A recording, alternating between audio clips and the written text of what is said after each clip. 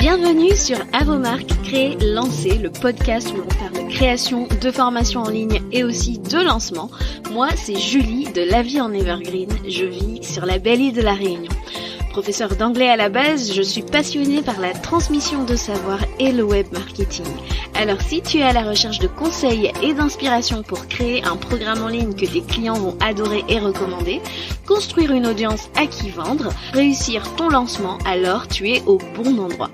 Parfois seul, parfois accompagné d'invités, mon objectif est de te donner toutes les clés pour réussir à devenir la référence dans ton domaine et vivre de ton savoir profitablement. Alors, si tu es prêt, je t'invite à t'installer confortablement et c'est parti pour l'épisode du jour. Chers créateurs, chères créatrices de formation, je te souhaite la bienvenue sur le podcast. Aujourd'hui, on se retrouve pour un 9e épisode pour parler des 10 choses à bannir lorsque l'on prépare son lancement. Et comme d'habitude, tu sais que j'ai énormément de choses à te dire sur le sujet, donc reste bien connecté. Avant d'entrer dans le vif du sujet, on va commencer une nouvelle petite tradition entre nous.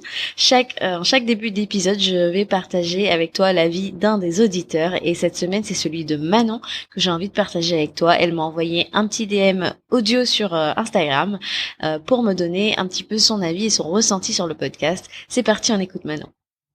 Et j'ai commencé à écouter ton podcast aujourd'hui. Sache que j'en suis déjà au 5e épisode. Je le trouve génial. Merci beaucoup pour tout le contenu que tu donnes dans ton podcast. C'est vraiment top. J'aime beaucoup ce que tu fais. En tout cas, merci à toi Manon, ton message me fait hyper plaisir et ça m'encourage, ça me motive pour vous donner encore plus de valeur dans mes épisodes.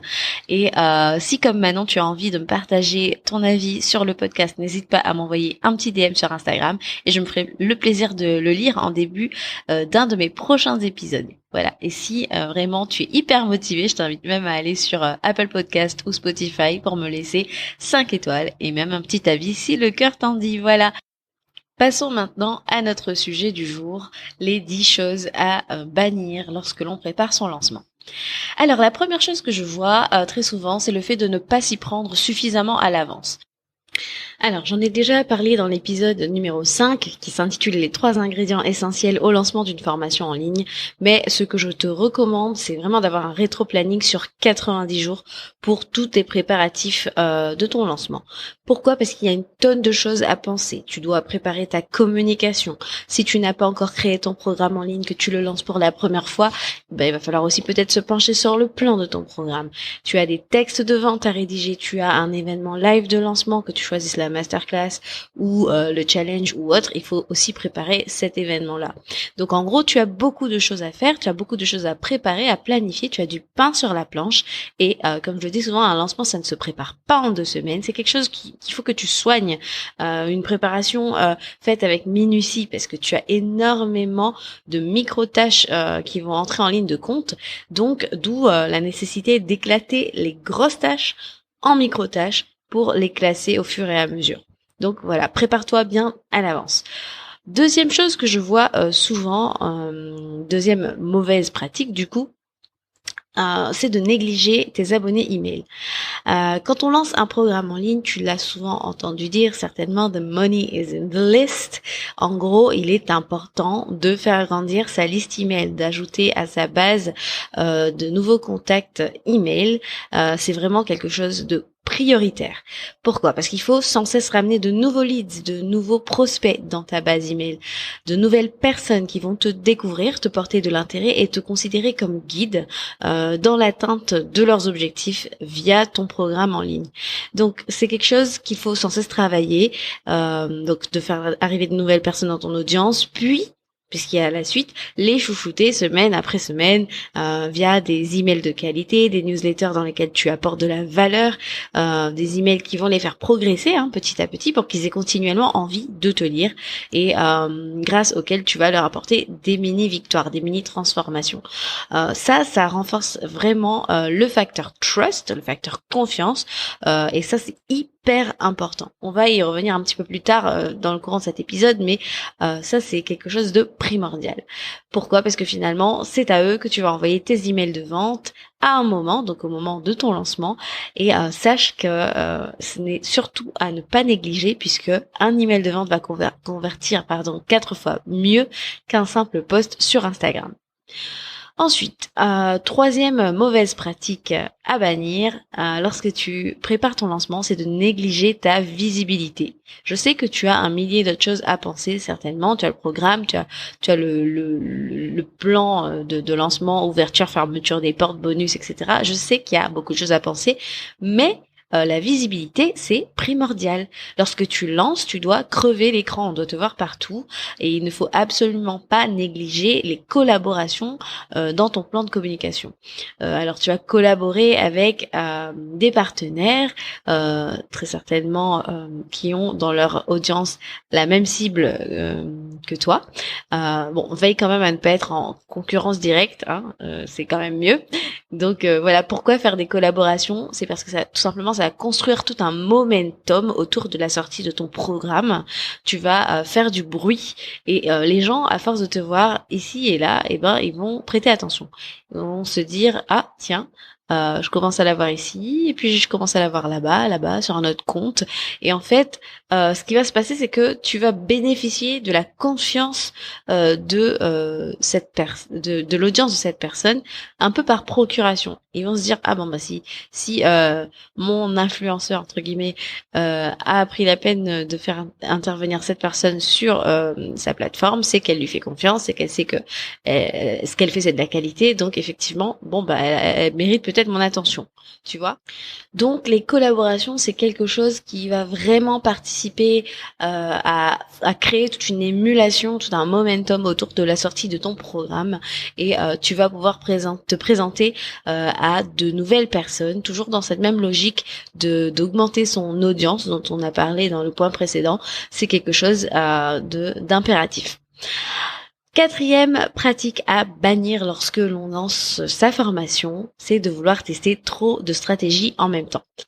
Alors oui, forcément, tu vas être inspiré en voyant les lancements de droite et de gauche. Tu vois un tel qui a fait un freebie exclusif pour les inscrits présents en ligne, ce qui est une très bonne stratégie. Tu as envie de tester peut-être un groupe Facebook pop-up que l'on ouvre et qu'on va refermer quelque temps après sa masterclass. Peut-être un bonus pour tous ceux qui achètent pendant la masterclass. Il y a plein de choses que tu pourrais vouloir faire, mais dis-toi que tu ne vas pas lancer, et je l'espère pour toi, une seule fois. Donc tu pourras toujours tester tout ça au prochain lancement, il n'y a pas de souci. Surtout si tu travailles tout seul, n'oublie pas que les gens que tu vois faire en général ne travaillent pas seuls. Donc si tu veux mettre tout ça sur ton rétro-planning, crois-moi que tu vas avoir énormément de pain sur la planche et que tu auras du mal à tout boucler. Nous, ce qu'on veut, c'est que ça soit efficace. Lorsque tu choisis une stratégie, tu te fixes là-dessus et tu le fais, mais tu le fais bien.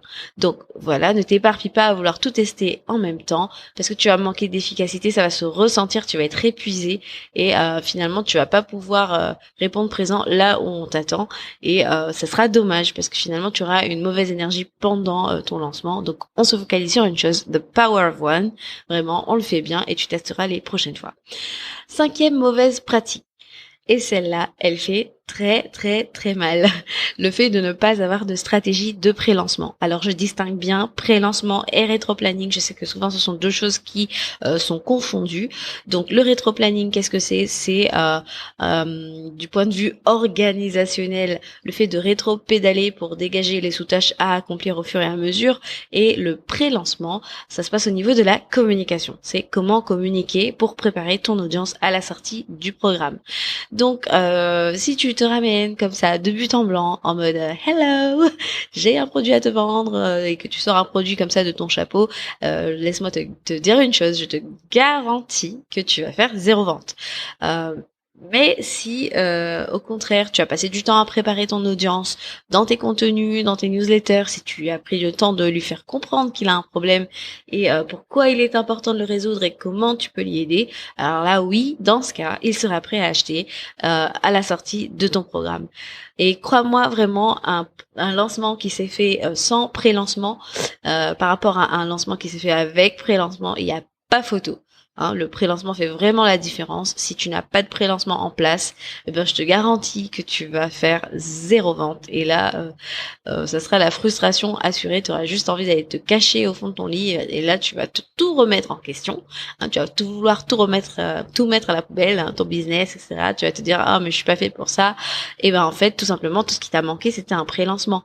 Hein, tu as besoin de réchauffer ton audience, tu as besoin de chauffer la salle. Sinon, c'est tout à fait normal que les gens soient surpris en fait et n'achètent pas, tout simplement. 6e pratique à bannir lorsque tu prépares ton lancement de programme en ligne, c'est avoir peur de parler de ta formation que tu vas sortir. C'est malheureusement le grand classique et franchement, j'ai envie qu'on arrête. On arrête d'avoir peur. Et comme on en a parlé un petit peu plus tôt dans cet épisode, il faut changer son mindset de vente. Pourquoi ? Parce que quand tu viens comme ça, tu viens pour aider quelqu'un grâce à ton programme. Si tu as bien fait ton travail, bien sûr, hein, si tu l'as validé, si tu as bien vérifié qu'il y avait un vrai besoin sur le marché pour ton programme et que tu apportes une réelle transformation, alors oui, n'aie pas peur de vendre ton programme parce que tu apportes une transformation qui change la vie de ton prospect. On n'est pas là en mode on vient arnaquer quelqu'un. Tu sais très bien que moi je ne suis pas pour ce genre de marketing, je suis pour le marketing éthique et vraiment tu viens apporter une solution à un problème qui existe et le fait de solutionner ce problème-là, ton prospect, tu vas tout simplement changer sa vie et ça, c'est pas négligeable et vraiment, il faut que tu commences à voir ta formation comme ça. Et le fait de vendre, il faut ne pas oublier qu'en gros, quelqu'un a besoin d'entendre au moins 7 fois ton message commercial pour que tu aies son attention. Et dis-toi bien une chose, c'est que ton client idéal, il n'est pas dans tes stories toute la journée et laisse-moi t'annoncer une grande nouvelle, il n'est pas non plus sur sa boîte mail à attendre en mode qu'est-ce qu'elle fait, elle n'envoie toujours pas son email de vente là parce que moi j'ai ma CB à la main, je suis dans les starting blocks pour acheter. Non, tu vois, il a besoin de t'entendre parler au moins 7 fois pour capter ton message commercial. Et ça, c'est quelque chose qu'il faut intégrer à ta communication. Il faut vraiment essayer d'en parler de différentes manières. Sois créatif, hein, franchement, the sky is the limit, comme j'aime bien le dire. Si t'as pas envie d'être trop frontal, tu sais que tu peux t'appuyer sur tes témoignages clients qui vont vendre à ta place. Tu peux aussi montrer tes backstage, peut-être montrer un petit peu ta plateforme, les différents rendez-vous. Si par exemple tu as quelque chose de très hybride, tu peux montrer peut-être le contenu, le programme de tes prochaines masterclass, parler un peu des gens qui vont intervenir. Tu vois, c'est que c'est beaucoup moins intrusif, beaucoup moins agressif, mais c'est une manière différente de parler de ton programme, de faire découvrir ce que tu as à proposer et à différentes reprises. Voilà. Tu as vraiment plein d'angles d'attaque, à toi de vraiment trouver ce qui te correspond, ce avec quoi tu es aligné, mais fais-le, n'aie pas peur de parler de ton programme. Donc, n'aie pas peur de vendre ton programme. Après tout le reste de l'année, tu es là à servir avec du contenu gratuit de qualité. Et il est tout à fait normal à un moment de venir vendre quelque chose, puisque si tu es en business, c'est aussi pour être rentable. Tu fais bénéficier de ton expertise gratuitement tout le reste de l'année dans tes contenus gratuits. Et c'est bien normal qu'à un moment, tu aies quelque chose à vendre. Sinon, ça serait un hobby. Voilà, ça c'est dit. Passons à présent à la 7e pratique qu'il faut absolument bannir lorsque l'on lance son programme en ligne, c'est de sortir sa formation ou son programme en ligne sans avoir la confiance de son audience. Alors ça, je vois de plus en plus des gens qui arrivent comme ça et sans que ils laissent vraiment le temps à leur audience de les connaître, hein, tout simplement, ils sortent un programme comme ça parce que c'est à la mode ou je ne sais quoi. Ça, c'est juste pas possible en fait. C'est quand même du bon sens.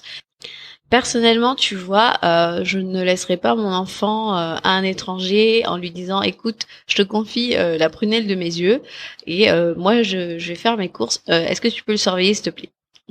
Alors ça peut sembler un petit peu far-fetched, un peu tiré par les cheveux mon exemple, mais tout ce que je veux te dire c'est que Si ton prospect il n'a pas confiance en toi, si ton audience ne te connaît pas, alors je ne vois pas pourquoi il irait investir du temps, encore moins de l'argent dans un programme s'il n'est pas sûr de qui tu es. Tu vois, donc tisse du lien avec ta communauté et laisse-lui le temps de te connaître, de te découvrir, développe ce fameux KLT, là, le Know, Like, Trust. Et on le répète bien assez souvent, mais les gens achètent chez quelqu'un qu'ils connaissent, qu'ils apprécient et en qui ils ont confiance. Donc le contraire est vrai aussi, ils n'achèteront pas chez toi s'ils ne te connaissent pas, s'ils ne t'apprécient pas et s'ils n'ont pas confiance en toi. Donc si elle ne connaît pas qui tu es, si elle ne connaît pas les résultats que tu es capable de produire, ben elle n'aura pas confiance et elle n'achètera pas, tout simplement. Tu sais, c'est exactement pareil que ces personnes qui se pointent en DM et je suis sûre que bah, tu dois le vivre assez quotidiennement. Hein. Ce genre de personne que tu ne connais pas et qui te promet de révolutionner ton business grâce à tel accompagnement. Alors, qu'est-ce qui se passe tout de suite en toi? Tu n'as pas envie de l'écouter. Eh ben c'est exactement la même chose en fait. Si tu sors ton programme en ligne et que la personne d'en face elle ne te connaît pas, qu'elle vient juste de te découvrir, qu'elle découvre à peine ton expertise, ben comment veux-tu qu'elle achète? Tu vois, c'est vraiment finalement du bon sens, de la logique. On ne peut pas sortir un programme sans avoir la confiance de son audience et espérer qu'elle achète. Ça ne va pas fonctionner comme ça. À toi de développer ce fameux Know, Like, Trust et puis sortir ton programme une fois que tu as sa confiance. La confiance se développe bien évidemment en montrant les résultats que tu as pu produire, que ce soit pour toi ou pour tes clients, puisque les gens vont raisonner avec ça. On en parle souvent, mais c'est comme Amazon. Lorsque tu achètes un produit, eh ben tu vas en avoir deux. Hein, pour la même promesse, eh ben, lequel va avoir tendance à t'attirer le plus? Celui où il y a zéro avis ou celui où il y a 150 et tout le monde est satisfait? Forcément, ça va être le même fonctionnement. On est en ligne, ça fait partie des codes de la vente en ligne, donc c'est quelque chose à mettre en avant. 8e pratique à bannir lorsque tu fais le lancement de ton programme. Faire le mort pendant ta phase de vente active. Parce que tout simplement, ben, tu n'aimes pas vendre, tu n'aimes pas te mettre en avant, tu as peur de saouler les gens, tu as peur de perdre des abonnés tellement. Et donc, ça, c'est quelque chose qui va te mener à faire le mort pendant la phase de panier ouvert, pendant le moment où ton programme est disponible à la vente. Et malheureusement, c'est un peu le moment où tu dois faire ta pub, hein, parce que sinon, comment tu veux que les gens achètent? Tu vois, s'ils ne savent pas que tu as quelque chose à vendre. Et ça me fait penser à la fameuse citation de Stuart Henderson Brett qui dit que faire du business sans faire de publicité, c'est comme faire un clin d'œil à une fille dans le noir. Toi, tu sais ce que tu fais, mais personne d'autre ne te remarque. Voilà. Donc c'est exactement ça. Comment veux-tu que les gens sachent que tu es en lancement, etc. Si tu fais le mort, si tu te caches dans ta tanière, hein. Et je suis sûre que ça te parle. Hein. On est là, on envoie des petits templates de mock-up en story avec le détail de nos modules et on se cache et on n'est pas présent pour répondre aux questions, aux objections des gens qui ont peut-être très envie d'acheter le programme, mais en fait comme t'es pas là en face, ben c'est dommage parce que finalement tu as fait la moitié du chemin, tu as eu son attention, mais tu disparais et donc c'est là que tu commets une grave erreur. Donc vraiment, n'hésite pas à te montrer. Alors quand je dis montrer, on s'entend bien. Hein, si tu te montres face cam, au moins tu parles, tu fais entendre ta voix si tu as décidé de ne pas te montrer. Mais tu réponds aux questions et tu invites les gens à t'en poser parce que sinon tu rates vraiment de belles opportunités. Tu rates peut-être des ventes. Dis-toi bien une chose, c'est que si quelqu'un a une question, eh ben, il est fort probable que plein d'autres personnes se la posent aussi. Donc, n'hésite pas à venir à répondre aux questions, à te répéter, à répéter la réponse aux mêmes questions. Je t'invite vraiment à faire cet effort-là, à ne pas juste te cacher derrière tes templates en te disant oui, mais là, je vends là. Tu vois, non, parce que je suis convaincue que quelqu'un qui doit investir une somme en toi a besoin d'être rassuré, a besoin de savoir que tu vas être là, que tu ne vas pas fuir lorsqu'elle aura besoin de toi. Et finalement, cette période de panier ouvert, c'est la première expérience de qui tu es en tant que guide. Est-ce que tu vas être présent après? Ou alors est-ce que tu vas déserter après le paiement? Tu sais, à ce moment-là, il y a quand même beaucoup de questionnements qui se jouent dans la tête de ton prospect. Donc, à toi de montrer que tu es présent. Voilà. Neuvième pratique à bannir lorsque tu lances ton programme en ligne, c'est de croire que ta transformation est forcément claire pour ton prospect. Ce n'est pas forcément le cas et je vois beaucoup de gens qui lancent et c'est normal hein, quand on prépare son lancement, la transformation de notre propre programme est claire pour nous parce qu'on y pense matin, midi, soir, ce qui n'est absolument pas le cas de ton prospect, d'accord ? C'est pourquoi il faut te répéter parce que il faut que ton prospect puisse voir en quoi c'est important pour lui et en quoi ça va lui changer sa vie à lui. Je le répète souvent, parle à ton prospect de lui. Tes PDF, tes modules, tout ça, c'est pas le plus important, tu vois. Vraiment, il a besoin que tu saches comment toi tu vas venir, comment tu vas révolutionner les choses pour lui, comment tu vas changer sa vie. Les PDF, je veux pas être mais c'est pas trop ça le plus important. Donc voilà, essaie de clarifier la transformation pour que ça soit bien clair comme de l'eau de roche pour ton prospect.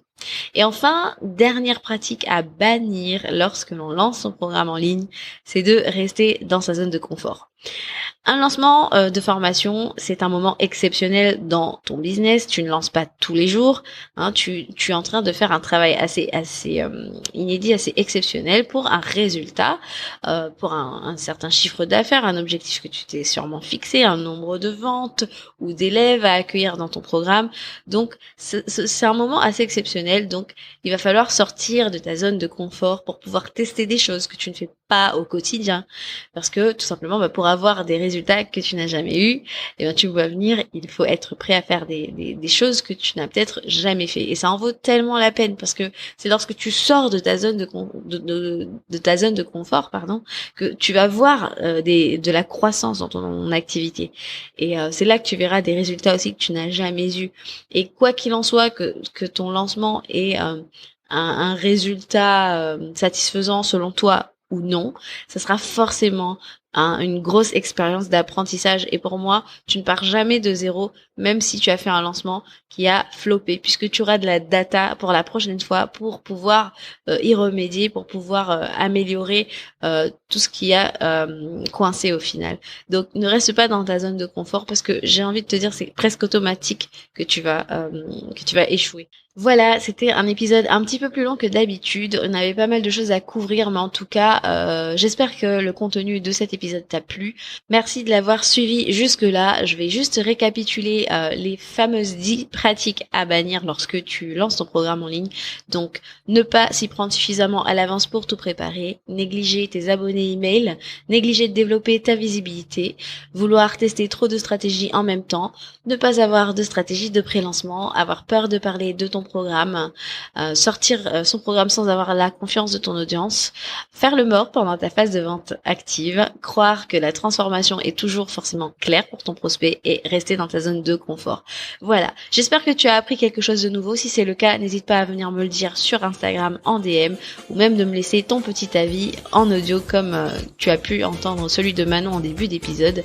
Pour ma part, je te retrouve la semaine prochaine. N'hésite pas à t'abonner pour ne rater aucun des épisodes d'Avomarque Relancé. On se dit à bientôt. Ciao ciao.